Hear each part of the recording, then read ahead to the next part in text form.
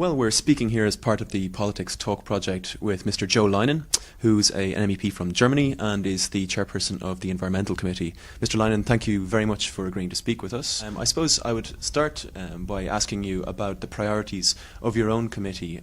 Obviously, we have the upcoming negotiations in Copenhagen in December, and I wondered what you think the likely outcomes are, and do you think the EU's negotiating position has been adequately set out from the European Council conclusions, amongst other things? Now, the Parliament was a driving force for climate protection and the climate protection package of the European Union. We have worked very hard in the last years on the directive on renewable energies, on energy efficiency, on the emissions trading system. And we go with an official delegation to Copenhagen to be a watchdog for Council and Commission, but as well to find partners in the world that we can have a really ambitious global deal in these Copenhagen negotiations. Now, I would say the European Union is the leader in this question, and this very high important issue for the 21st century, I would say, and the future of mankind. Sure.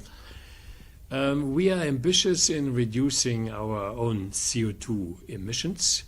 We could be more ambitious in our financial help to developing countries, because without financial support, there will hardly be anything done in Africa, some parts of Latin America and Asia. And do you think, I suppose, that the outcomes are likely to meet expectations? Obviously, expectations have been dropping and dropping, I think, with these particular negotiations, and it's expected that nothing binding will result and that it'll be more of a political declaration. Are they your expectations also? Now, the scientific community inside the United Nations tells us that we are not doing enough, and we are far behind what should be done to stabilize global warming to 2 degrees Celsius. We know that. So let's say we have to do our best to get a deal in Copenhagen, but Europe alone cannot save the planet. It needs partners like the United States and China, just to mention the 2 biggest emitters of gas emissions. There are ups and downs in the last weeks, and I hope that the race towards Copenhagen gives us more positive news. Obama will come on the 9th, a little bit early, I would say. Better would come on the 17th. But anyway, it's a symbol that the United States are willing to participate. And China is the big question mark. What are they willing to do? And if China is having ambitious targets, the G77, so the developing world, will follow them. So we have to really work with them in their own interest, not only in our interest, in their own interest, to do something substantially for a low-carbon economy. And I suppose then turning to the Lisbon Treaty, it's been obviously a key topic in Ireland domestically and obviously right across the Union, with a very painful ratification process. I suppose in light of issues surrounding the communication of what the EU does, what the institutions do and how they relate, and the benefits they bring to citizens, there are problems when it comes to interest on the part of citizens, particularly when it comes to low turnout rates, for example, for European parliamentary elections. You've been quite vocal when it comes to suggested reforms surrounding this, and would you mind outlining those reforms to how you believe the European parliamentary elections ought to be run?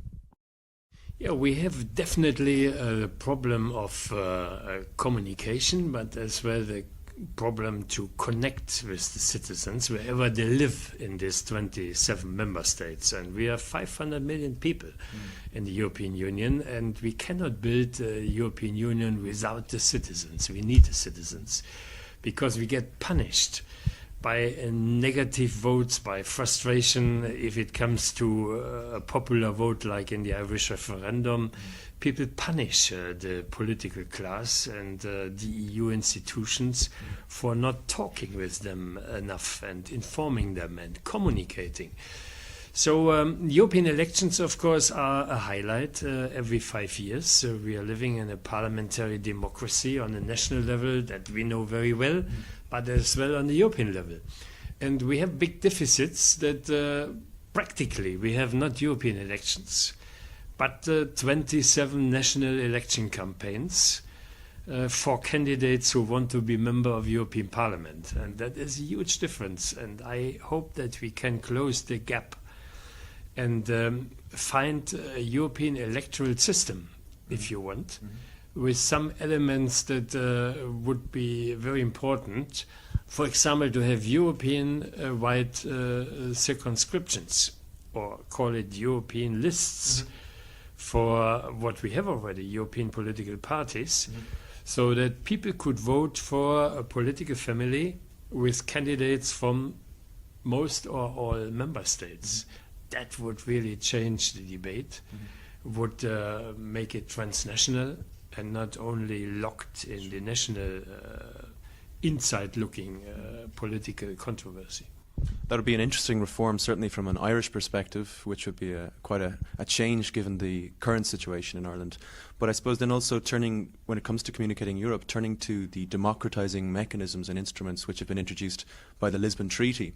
Which of those do you think has the most potential when it comes to actually being used and changing the way things were pre-Lisbon?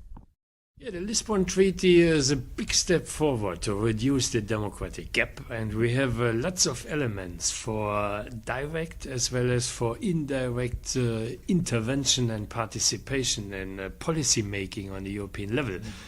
A direct element which is not existing in many member states is the European Citizens' Initiative. So with 1 million signatures across the EU, citizens can bring a topic on the agenda of the Brussels institutions.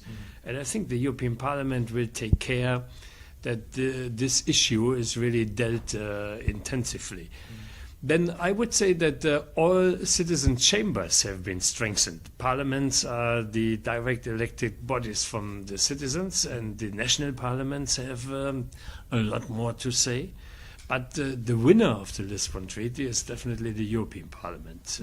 We really are now in a new phase, being the institution that does legislation, does control the executive, will in the future elect the president of the European Commission, which is in a way the president of the European executive.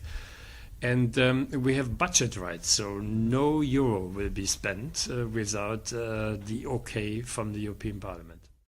Fantastic. And then I suppose finally, just turning to the post-Copenhagen, post-Lisbon situation, what do you identify in the medium term as the greatest challenge to the Union going forward? We've dealt now with the institutional reforms and we're in the middle still of an economic crisis.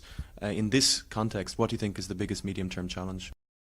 The EU has and Europe has a lot of challenges, and they are equally important. If you look on the job situation, the economic crisis, we are behind our competitors in the United States, behind India, China, emerging economies. We have really to improve our economic capacity.